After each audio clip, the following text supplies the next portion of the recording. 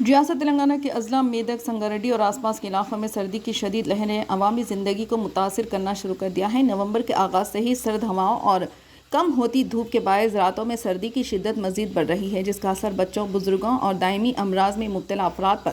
سب سے زیادہ دیکھا جا رہا ہے۔ محکمہ موسمیات کے مطابق 3 روز قبل سنگاریڈی ضلع کے کوہیر علاقے میں ریاست کا سب سے کم درجہ حرارت 8.7 ڈگری ریکارڈ کیا گیا، جبکہ میدک ضلع میں بھی سردی مسلسل بڑھتی جا رہی ہے، جس کے باعث نزلہ، زکام، کھانسی، دمہ، بخار اور سانس کی بیماریوں کے کیسز میں اضافہ دیکھا جا رہا ہے۔ سردی سے ہونے والے ایک افسوسناک واقعے میں میدک ضلع کے